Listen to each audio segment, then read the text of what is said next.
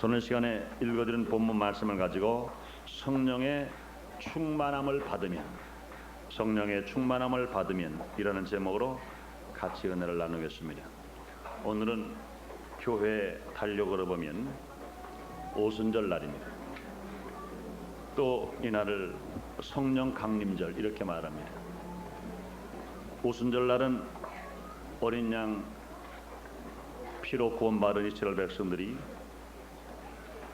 6월절을 기념하고 그날부터 50일 날을 세어서 그날을 정해서 미래 첫 수확을 하나님 앞에 감사하면서 오순절 명절로 하나님 앞에 감사하고 찬양하는 귀한 이스라엘의 3대 명절 중에 하나가 오순절입니다.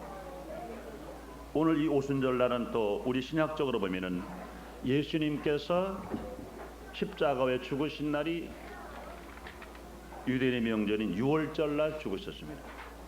어린 양 속죄제로 예수님께서 6월절 날 죽으시고 그날서부터 50일째 되는 오순절 날 주님이 약속하신 성령 강림이 임한 날인 것입니다.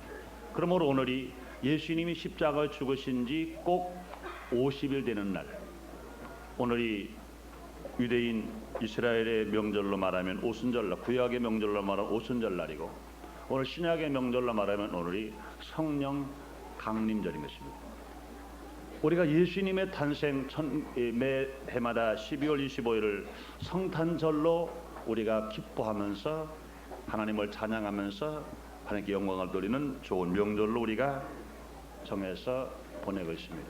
그렇다고 하면은 이 성령 강림절은 주님께서 약속하신 다른 보혜사 성령이 강림하신 날이요, 또 성령 강림절인 이 날이 교회가 시작한 날인 것입니다. 교회가 시작한 날이 성령 강림절인 것입니다. 그렇다고 하면은 성탄절이 귀한 것처럼 성령 강림절이 우리가 귀하다는 것은 우리가 잘 알아야 됩니다. 그러나 많은 사람들이 예수님의 탄생하신 성탄절은 많이 기뻐하고 즐거워하는데 교회가 시작한 성탄절은 그렇게 기뻐하는 행사를 잘 하지 않습니다. 예수님이 탄생하셨다 하더라도 교회가 탄생하지 못했다고 하면 우리 예수님의 탄생을 어찌 기억할 수가 있으며 우리 기뻐할 수가 있겠습니까? 그러므로 우리가 예수님의 탄생이 귀한 것처럼 성령 강림절이 되는 이 오순절 날 교회가 탄생한 이 성령 강림절을 우리가 기쁘게 하고 우리가 찬양하고 하나님을 영화롭게 할 수 있는 이 귀한 날인 것을 우리는 기억해야 될 것인 것입니다. 그러므로 오늘은 성령 강림절, 교회가 탄생한 첫날이 오늘인 것입니다. 그러므로 오늘 우리는 이와 같이 오순절 날 성령 강림절을 맞이해서 하나님의 은혜와 사랑이 여러분에게 더 충만하게 임하게 되시기를 주님의 이름으로 축원합니다. 오늘 본문의 말씀을 한 번 더 읽어드립니다. 오순절 날이 이미 이름에 저희가 다 같이 한 곳에 모였더니 호련히 하늘로부터 급하고 강한 바람 같은 소리가 있어 저희가만 앉은 온 집에 가득하며 불이어같이 갈라지는 것이 저희에게 보여 각 사람의 위에 임하여 있더니 저희가 다 성령의 충만함을 받고 성령이 말하게 하심을 따라 다른 방언으로 말하기를 시작하니라. 그렇습니다. 그러므로 성령 충만함, 성령 강림은 언제 일어나느냐? 오순절 날 임한 것입니다. 그러므로 오늘 오순절 날 성령 강림절 주일 2부 예배를 드리는 여러분 모두에게 성령 충만한 역사가 동일하게 임하게 되시기를 주님의 이름으로 축원합니다. 주님의 이름으로 축원합니다. 그러므로 저는 시간에 성령 강림절을 맞이해서 우리가 성령 충만함을 받으면 우리 생활 속에 어떠한 변화가 나타날 수 있는 것인가? 저는 몇 가지로 생각해 보겠습니다. 첫째로 우리가 성령 충만함 받으면 개인의 삶에 변화가 다가옵니다. 개인의 삶에 변화가 다가옵니다. 여러분, 많은 사람들이 국가적인 사회 변혁이 일어나면 개인의 변화가 일어날 것으로 압니다. 국가적인 사회의 구원이 다가오면 개인의 구원이 다가올 것으로 압니다. 그러나 절대 그렇지 않습니다. 한 개인의 변화 없이, 자기 개인의 변화 없이 가정의 변화가 있을 수가 없습니다. 자기 한 개인의 변화 없이 사회 집단의 변화가 있을 수가 없는 것입니다. 또한 자기 개인의 변화 없이 국가와 민족의 변화는 있을 수가 없는 것입니다. 국가와 민족이 아무리 체제가 바뀌고 환경이 다 바뀌었다 하더라도 자기 개인의 변화가 없다고 하면은 그것은 허수아비에 불과할 것인 것입니다. 가정도 마찬가지요, 사회도 마찬가지요, 국가와 민족도 마찬가지입니다. 그러므로 우리 한 개인의 삶의 변화가 일어났다고 하는 것은 내 가정을 행복하고 사랑스러운 가정으로 변화시킬 수 있을 것이고, 더 나아가서 사회와 또 민족과 국가를 우리가 아름답게 번영하는 사회와 민족과 국가로 바꿔놓을 수가 있다는 겁니다. 그러므로 내 개인의 변화가 얼마나 중요한 것인가. 그런데 여러분, 우리가 개인의 삶의 변화는 예수를 믿은 것으로 시작되어서 성령 충만함으로 말미암아 변화가 완성되는 것입니다. 우리가 예수를 믿었다 하더라도 진실로 우리 삶의 변화가 온전히 다가오지 않습니다. 예수님의 수제자인 베드로가 예수님을 3년 반 동안이나 따라다녔습니다. 그러나 그가 예수님에 잡혔을 때 그는 예수님을 3번씩이나 부인하고 그는 오히려 예수님을 저주하면서까지 예수님을 모른다고 말했습니다. 그가 예수님을 그렇게 3년 반 동안 따라다녔으나 예수님께서 부활하셨는데도 불구하고 그들은 두려움과 공포 속에서 벌벌 떨고 자기가 배운 그 실력을 유감없이 발휘하지를 못해버렸습니다. 그러나 그가 성령 충만함 받았을 때 오순절 마가의 다락방에서 예수님이 약속하신 영 성령의 충만을 받았을 때 나가서 힘차게 복음을 증거했어요. 한 자리에서 3,000명씩 4,000명씩 변화시킬 수 있었고, 예수님의 복음을 증거하기 위해서 생명을 두려움 없이 나가 힘차게 전할 수가 있었던 것입니다. 그러므로 우리 삶 속에서 성령 충만함 없이는 절대로 삶의 변화가 다가올 수가 없는 것입니다. 사랑하는 성도 여러분 모두 하나 성령 충만함을 받음으로 말미암아 삶의 변화가 넘치게 나타나게 되시기를 주님 이름으로 축원합니다. 그러므로 아무리 도덕적인 교육을 받았다 하더라도 삶의 변화가 다가올 수가 없는 것입니다. 예수를 믿었다 하더라도 구원받아 하나님의 의인의 칭의는 받게 되었으나 삶의 변화는 다가올 수가 없는 것입니다. 그러나 예수를 믿고 성령 충만함 받으면 우리 삶의 변화를 나타내서 예수님을 닮아 성화되어가는 삶을 살아갈 수 있으며 우리 생애 속에서 날마다 어제보다 오늘이 변화되었어요. 항상 기쁨과 소망과 사랑 안에서 우리가 힘차게 살아갈 수가 있는 것입니다. 그러므로 우리가 성령 충만함을 받으면 성령을 통해서 어떤 변화가 우리 생활 속에 나타나는, 첫째로 우리는요 기쁨이 넘치는 삶을 살아갈 수 있습니다. 기쁨이 넘치는 삶을 여러분의 가정에서 행복한 조건이 뭡니까? 물질인가요? 명예인가요? 권세인가요?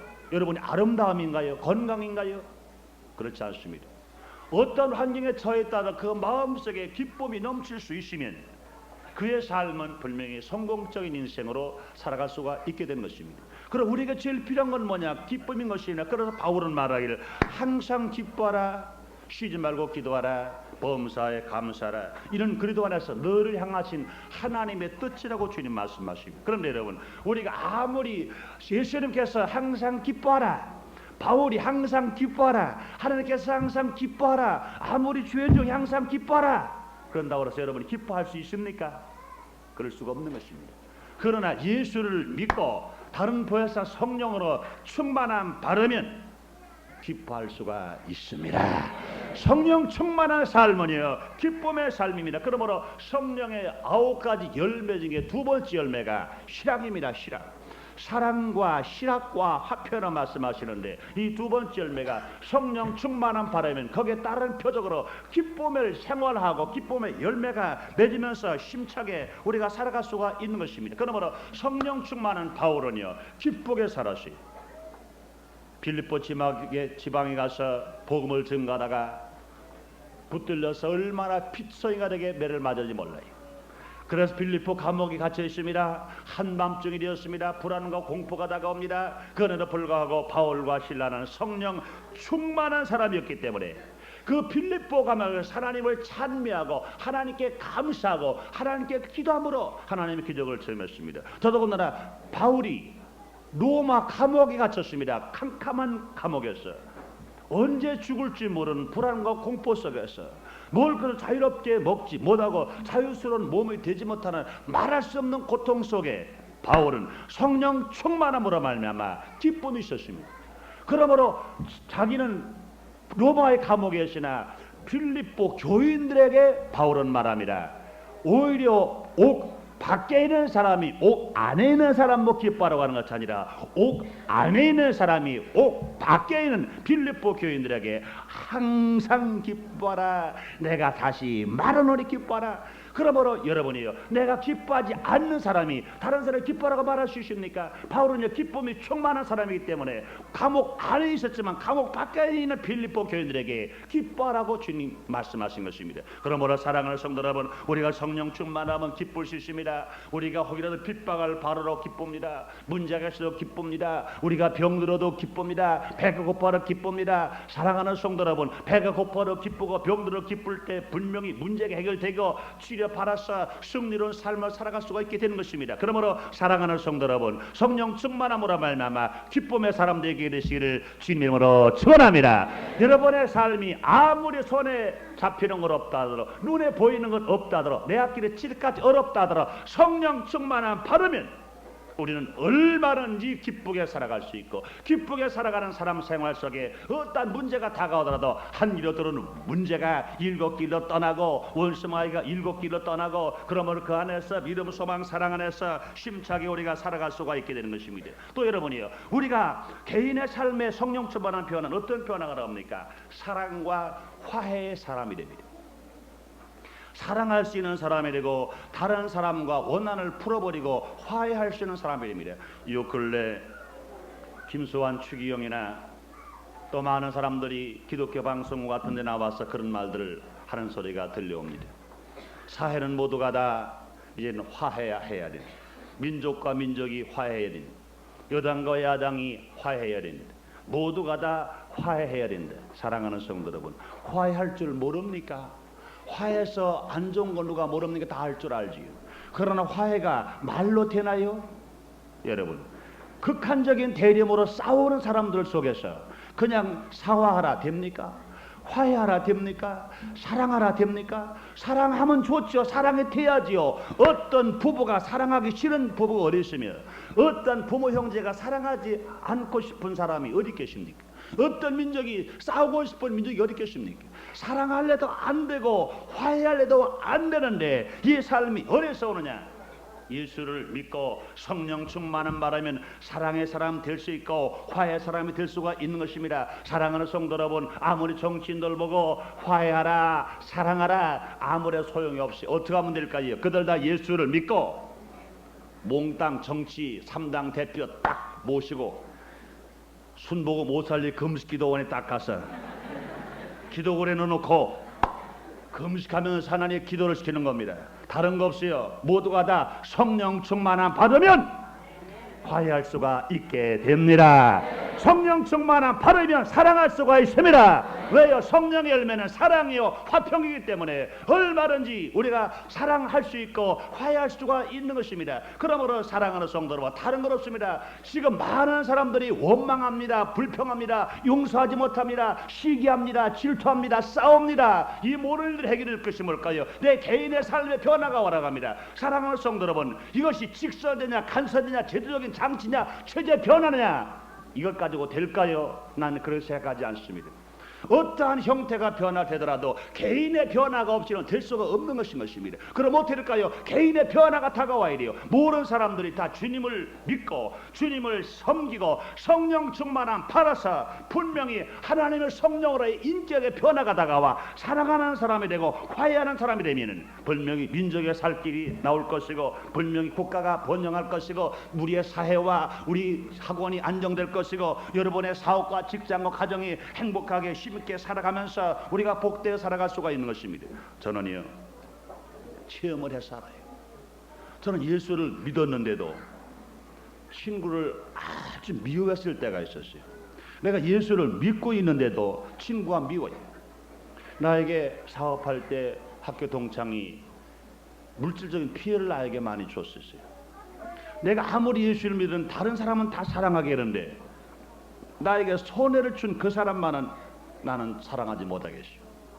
난 절대로 용서하지를 못하겠어요. 절대로 그 사람하고는 화해할 수가 없어요. 내 마음속에 증오가 불처럼 타고 있습니다. 얼마나 미운지 몰라. 다른 사람들 다 사랑하게 하는데 그 사람만은 내 미운 겁니다. 예수를 믿었는데 기도를 하고 있는데도 미운 겁니다. 그런데요, 그 문제 어떻게 해결되느냐? 제가 처음 기도원에 갔습니다. 금식을 3일을 했어요. 3일 금식을 하는데 하나님의 성령의 은혜가 나에게 충만히 임했어요. 어떻게 감당할 만큼 나의 사랑이 성령 충만한 은혜가 나에게 임했어요. 그러니까 내가 볼 때요, 세상에서 그렇게 보잘것없는 그 바위도 그렇게 사랑스러워 보이고, 그 겨울에 가랑잎 하늘 날리는 그 메마른 나뭇가지도 그렇게 사랑스럽게 보이고, 메마른 풀포기도 그렇게 사랑스럽게 보이고, 그 메마른 땅도 그 모래도 그 잔들들도 그 바위들도 그렇게 사랑스럽게 보이고, 내가 사랑할 조건이 아무것도 없는 그 무생물들에게도 나에게 사랑스럽게 보이고, 모르는 그 식물들, 나무들, 풀포기 하나까지도 사랑스럽게 보이는 거, 얼마나 사랑스러운지 몰라요. 내가 성령 충만함 받기 전에 그거 볼 때는 보잘것없는 풀포기요, 보잘것없는 풀이 나무밖에 안 됐었으나, 그러나 내가 성령 충만함 받았어. 내가 사랑의 사람이 되고 내 자신의 화의 사람은 내가 변화바꿔 보니까 이 모든 식물들과 대화할 수 있을 만큼 얼마나 기쁜지 몰라요. 그러고 나서 내 성령 충만함 받아서 내가 기도원에서 하산을 했어요. 그러고 나서 제일 먼저 누굴 찾아갔습니까?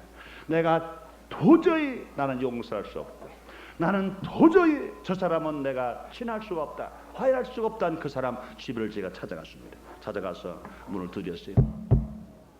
문을 두드리니까 양반이, 이 친구가 깜짝 놀래. 왜? 내가 자기하고 상종 안 한다는 거 자기 너무나 잘 알고 있거든. 자기가 찾아와도 내가 안 만나줄 걸 너무나 잘 알고 있거든요. 그런데 그 추운 겨울에 자기가 나를 찾아와서 내가 맞이한 것이 아니라 내가 그를 찾아간 겁니다. 천호동까지 찾아간 겁니다. 내가 찾아갔습니다. 그 친구네 집을 찾아가서 문을 놓고 나니까 이 친구가 깜짝 놀래요. 어디는 거냐? 그 다음에 내가 그랬습니다. 야, 내가 너를 그동안 욕한 거, 내가 너랑 여지껏 화해하지 못한 것 다 내가 잘못했다.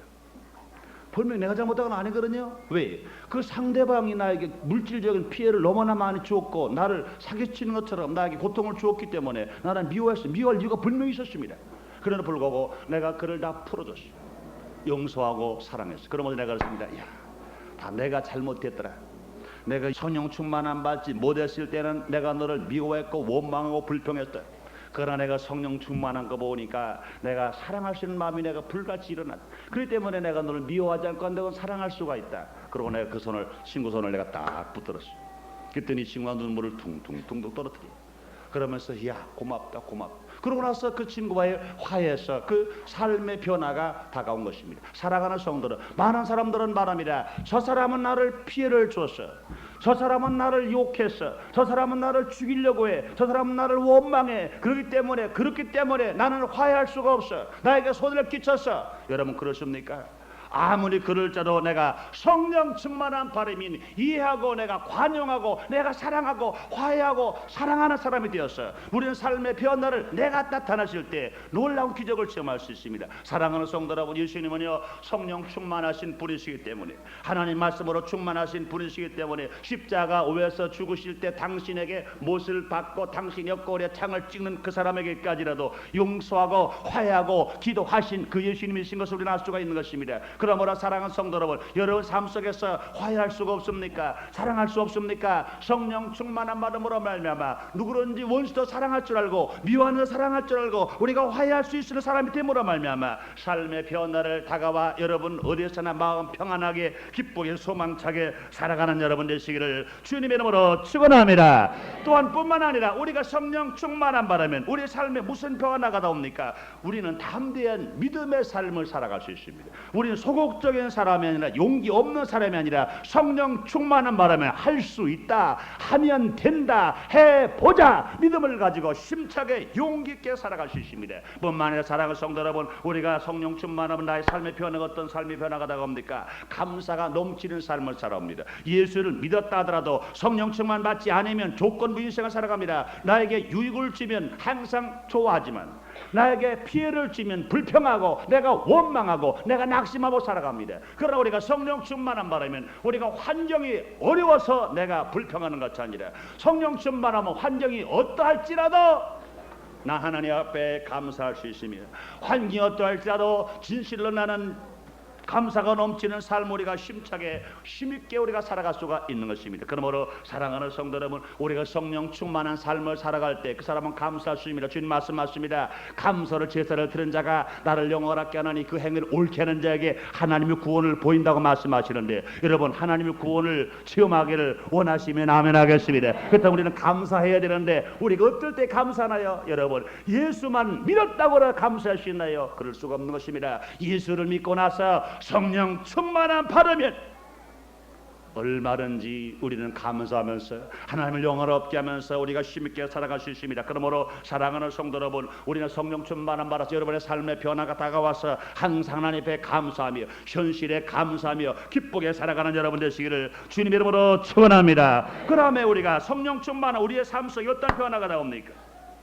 쉬지 않고 기도할 수 있으며 방언으로 기도할 수가 있는 것이, 오늘 본문에 보니까 성령이 충만히 그들에게 임할 때 그들은 다른 방언으로 말했다고 그랬습니다. 사랑하는 성도 여러분, 기도가 쉬지 않고 기도하면서 1시간씩 아니면 2시간씩 기도할 수 있는 기도, 내가 내 말로 하지 않고 하나님의 말로 내가 기도할 수 있는 기도, 우리가 긍정적으로 기도할 수 있는 그런 기도할 수 있는 사람은 어떤 사람입니까? 성령 충만한 바른 사람은 쉬지 않고 기도할 수 있으며 성령 충만한 사람은 방언으로 기도할 수가 있습니다. 뿐만 아니라 우리가 성령 충만한 바라면 꿈과 희망을 가지고 살아갈 수 있습니다. 사도행전 2장 17절에 보니 성령 충만한 바라면 자녀들은 예언할 것이요 젊은이는 환상을 볼 것이요 늙은이는 꿈을 꾼다고 했습니다. 기독교 신앙은요 소망의 종교인 것입니다. 그러므로 성령 충만한 바라면 우리는 꿈을 꿀 줄 알며 우리는 소망을 가질 수 있으며 하나님 앞에 큰 기대를 가지고 우리가 힘있게 살아갈 수가 있는 것입니다. 그러므로 사랑하는 성도 여러분, 우리가 성령 충만한 바라서 우리의 삶의 변화가 와됩니다. 꿈이 없는 인생이 아니라 꿈이 있는 인생이 됩니다. 희망이 없는 인생이 아니라 희망이 있는 인생이 됩니다. 기도할 수 없는 인생이 아니라 기도하는 인생이 되어야 됩니다. 하나님 앞에 방언으로 기도하시는 사람이 되어야 되는 것입니다. 이렇게 놀라운 축복을 받는 사람 누굽니까? 성령 충만한 받은 사람. 내 개인의 삶의 변화가 다가옵니다. 내가 하나님 앞에 사랑을 받고 우리가 구원을 받았어, 우리가 성령 충만한 받았어, 내 삶의 변화가 다가오면 내 앞길이 지리까지 어둡더라도, 내 눈에 보이는 것 없다 하더라도, 내 소리는 거 잡히는 것 없다 하더라도, 아무리 사회가 썩어진다 하더라도 우리 한 사람 한 사람이 예수 안에서 구원받고 우리가 성령 충만한 받아서 우리 삶의 변화가 다가오면 썩어지가는 세상을 우리는 소금의 역할을 할 수 있으며 모든 세상의 등불을 밝힐 수 있으며, 그러므로 삶이 하나님의 축복된 삶으로 변화하는 사회를 만들어 놓을 수가 있게 되는 것입니다. 그러므로 사랑하는 성도 여러분, 여러분의 개인의 삶을 통하여 여러분의 가정이 변화됐고 우리가 사는 사회가 변화되고 이 민족과 국가를 변화시키는데 촉진제 역할을 다 할 줄 아는 여러분 되시기를 주님 이름으로 축원합니다. 두 번째로 성령 충만한 받으면 우리는 권세 있는 신앙이 됩니다. 성령 충만한 받으면 권세 있는 신앙이 받아요. 사도행전 1장 8절에 보면 오직 성령이 너에게 임하시면 권능을 받고 그랬습니다. 권능을 받고. 여러분 우리는요 권세 있는 신앙이 되어야 돼요. 예수를 믿고도요 그냥 교회만 왔다 갔다 하는 신앙, 예수를 믿는다는 그 신앙 가지고는요 절대로 예수님의 이름을 가지고 아무리 기도해도 귀신이 안 쫓겨나갑니다. 문제 해결되지 않습니다. 그러나 우리가 예수를 믿고 성령 충만한 바르면 권세 있는 신앙이 되어서 우리는 먼저 죄를 다스리는 힘을 가지고 있습니다. 우리가 죄 때문에 멸망받는 사람이 아니라 우리는 죄를 다스리면서 살아가는 놀라운 역사를 체험하며 살아갈 수 있습니다. 뿐만 아니라 우리가 권세는 신앙이 되면 죄 때문에 멸망받는 것뿐만 아니라 우리는 죄를 다스릴 뿐만 아니라 우리는요 귀신에게 멸망받는 신앙에 귀신을 쫓아내는 권세가 우리에게 있습니다. 누가복음 1장 19절에 보면 내가 너에게 뱀과 정갈을 밟으며 원수의 모든 능력을 지혜할 권세를 주셨으니 너희를 해할 자가 결단코 없으리라. 할렐루야. 사랑하는 성도 여러분, 우리가 이 세상 살아갈 때 원수 귀신이 우리의 삶을 어떻게 방해하는지 몰라요. 가정을 방해합니다. 나의 인생을 방해합니다. 우리 사업을 방해합니다. 사회를 방해합니다. 그러므로 원수 귀신이 오는 건 죽이고 멸망시키는 뿐인 것입니다. 그러므로 우리를 여러 모양으로 우리에게 고통을 줍니다. 그럴 때 우리는요 성령 충만한 바람에 권세 있는 신앙이 되어서 예수 이름으로 기도할 때 한 길로 들어온 원수 귀신이 7길로 떠나게 됩니다. 이것이 권세 있는 신앙인 것입니다. 또뿐만 아니라 우리가 예수 안에서 성령 충만한 받으면 우리는 따르는 표적을 해요. 권세 있는 신앙이 되어서 병을 고치는 권세가 일어납니다. 마가복음 16장 18절에 보니 믿는 자에게 손을 얹은즉 나리라 하시더라. 주님 말씀하시는 것입니다. 그럼 우리가 예수를 믿고 성령 충만함 받아서 권세 있는 신앙이 되었으면 예수님의 이름으로 병든 사람을 서로 얹고 기도할 때 모든 질병이 떠나고 치료함 받아서 건강에 축복된 삶을 우리가 살아갈 수가 있는 것입니다. 뿐만 아니라 우리가 권세 있는 신앙이 되면 우리는 저주를 물리치는 권세를 누리면서 살아갑니다. 저주 때문에 우리가 죽어가는 것이 아니라 저주를 물리치면서 우리가 힘있게 살아갈 수가 있는 것입니다. 그러므로 사랑하는 성도 여러분, 우리는 성령 충만함 받아서 권세 있는 신앙이 되어서 어떠한 죄가 우리를 엄습해온다 하더라도, 어떠한 귀신이 우리를 물리치기 위해서 쫓아온다 하더라도, 어떠한 질병이 우리를 틈탔다 하더라도, 어떠한 저주가 우리를 다가왔다 하더라도 예수 이름으로 성령 충만함 받음으로 말미암아 권세 있는 신앙이 되어서 죄를 다스리며 귀신을 쫓아내며 병을 물리치며 저주를 물리쳐서 영혼이 잘된 것처럼 범사가 장을 떼고 강건하며 생명을 얻을 때 풍성이었는 여러분이 다 되시기를 주님의 이름으로 축원합니다. 그 다음에 우리가 세 번째로 성령 충만을 받으면 문제 해결을 통한 승리를 체험하게 됩니다. 문제 해결을 통한 승리를 우리가 체험하게 됩니다. 여러분, 인간은요 많은 문제 속에서 우리가 살아갑니다. 이 세상에 살아가는 생명이 있는 사람은요 문제가 없는 사람이 없어요. 숨을 쉬는 사람은요 문제가 없는 사람이 없으니까 다 문제가 있어요.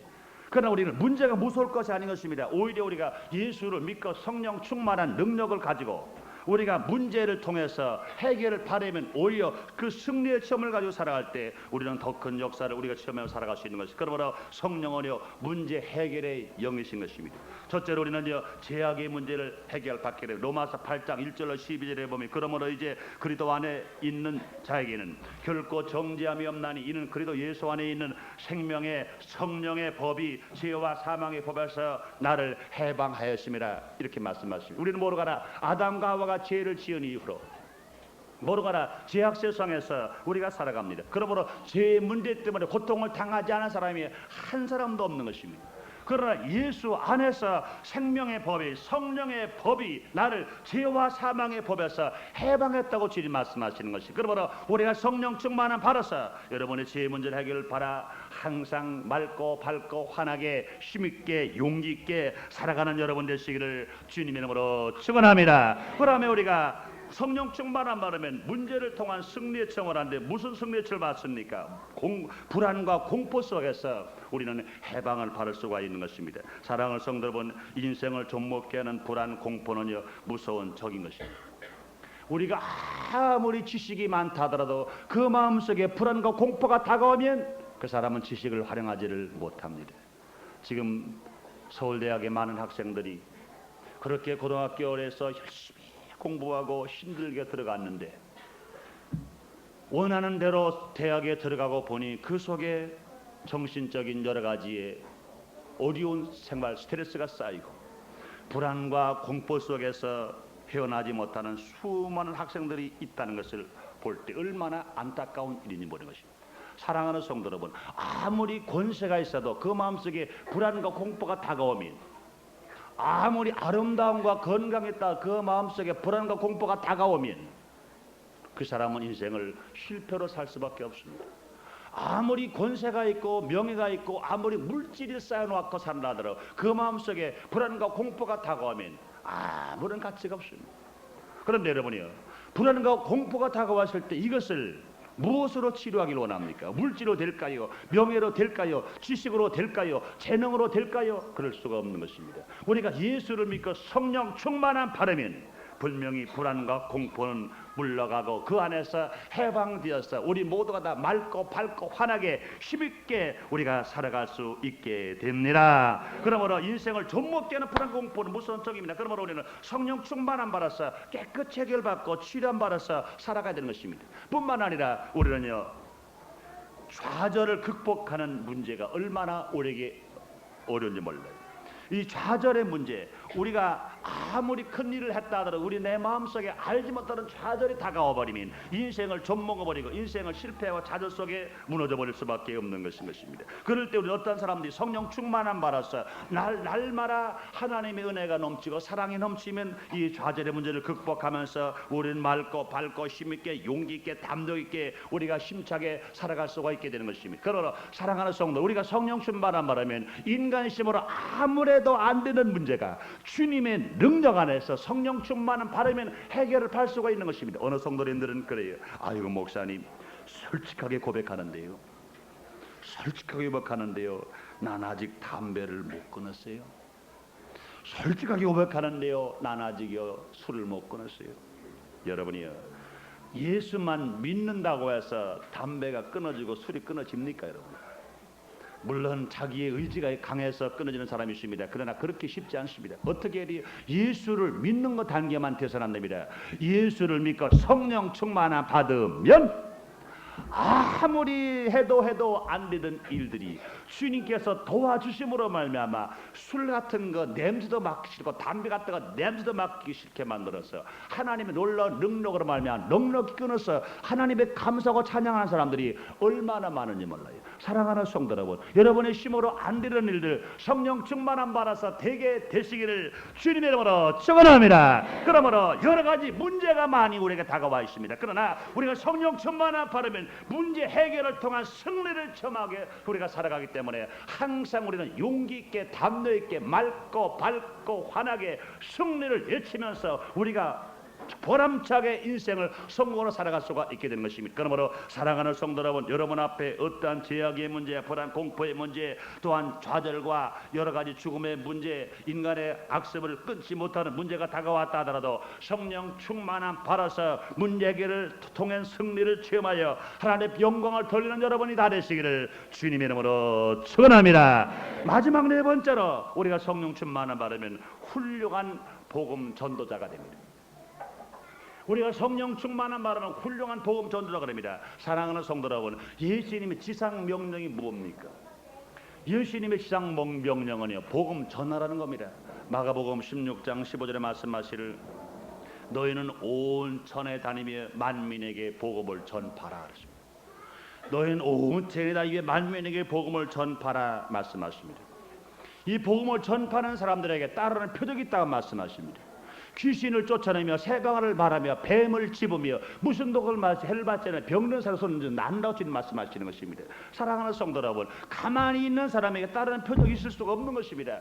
온 천에 다니 만민에게 복음을 전파하는 사람에게 기적이 따를 수 있습니다. 우리가 만민의 복음을 전파하는 사람에게 건강에 따르며 부유가 따르며 사랑에 따르며 능력에 따르며 하나님의 치료와 축복에 따라 올 수가 있게 되는 것입니다. 그러므로 우리 이와 같은 표적을 따라서 주의 기적을 나타내며 살아가기 위해서 우리는 분명히 훌륭한 전도자가 되어야 되는데, 사랑하는 성도 여러분, 우리가 성령 충만은 받지 않고는요 단 한 사람에게라도 예수를 믿고 천당 가세요 이 말 못합니다. 여러분, 예수를 믿고 일평생 살아가면서 한 명도 전도하지 못한 사람이 있어요. 여러분, 예수를 믿는 사람이 모두가 다 일평생 한 명씩만 전도했다고 하면 이 세계는 벌써 복음화 되었을 것이고 벌써 예수님은 벌써 이 땅에 재림하실 것입니다. 그러나 예수님이 아직 재림 못하시는 것은요, 아직도 세계 만방의 복음을 전파하지 않았어요. 온 세상 사람들이 예수 이 땅에 오셔서 십자가 죽으신 이후로 예수님께서 온 천에 다니는 만명의 복음을 전파하시는 이후로 예수 믿는 사람이 한평생 한 사람씩만 전도했더라면 여러분이요, 온 세계는 완전히 구원받았다. 완전히 구원받았어요. 예수님이 벌써 재림하시고 우리 이 세상에서 여러 가지 염려, 거심, 불안, 공포, 뭘 먹을까, 뭘 입을까, 뭘 마실까 걱정하지 않고 벌써 우리는 새하늘과 새 땅에서 애를 살면서 주님의 사랑과 축복을 누리면서 우리가 행복하게 부유하고 사랑스럽게 우리가 살 수 있을 것입니다. 그러나 사랑해서 이것을 못했어요. 여러분, 오늘 아마 이 자리에 나와 계신 분 중에도 혹이라도 예수를 믿고 교회로 나와서 예배를 드리고 설교를 듣는데 하나님의 11조도 드리고 감사금 드리고 성전 문제도 드리는데 전도는 한 사람도 못한 사람이 있지 몰라요. 왜 그럴까요? 여러분, 성령 충만한 바라면 훌륭한 전도자가 됩니다. 여러분이요, 다른 건 없습니다. 내가 아무리 전도하려고 하더라도 안 돼요. 왜? 전도하는 것은 육의 생명을 살리는 것이 아니라 영의 생명을 살리는 것입니다. 영의 생명을 살리려면요, 육신의 말, 입으로 가지고 안 됩니다. 영의 말을 가지고 있는 것입니다. 그러므로 성령 충만함 받아서 영의 말을 가지고 할 때 그들이 감동을 받고 변화를 받아 주님을 영접하게 되고 주님을 섬기게 되므로 구원받게 되는 것입니다. 그러므로 우리가 할 일이 뭘까요? 우리가 성령 충만함 받습니다. 그러므로 성령 충만함 받으면 사도행 1장 8절 말씀하십니다. 오직 성령이 너에게 임하시면 너희 권능을 받고 예루살렘과 유대와 사마리아와 땅끝까지 이르러 내 증인이 되리라. 할렐루야. 예수님의 사역이 무엇입니까? 예수님 복음 전도자가 로스의 사역을 하신 것입니다. 그러므로 예루살렘 내 가까운 가족과 또 유대 내 가까운 이웃과 사마리아 내가 아주 보기 싫은 저 미워하는 사람과 저 내가 아주 저 세상 땅끝까지 하나님의 복음을 증거할 수 있도록 주님께서 성령 충만한 사람들에게 만들어 주시는 것입니다. 뿐만 아니라 예수님께서 수지자 베드로도 마찬가지인 것입니다. 예수님 3년 반 동안 따라다녔으나 한 명 전도하지 못했습니다. 예수님 죽으시고 예수님 부활하시고 40일 동안은 한 명 전도하지 못했습니다.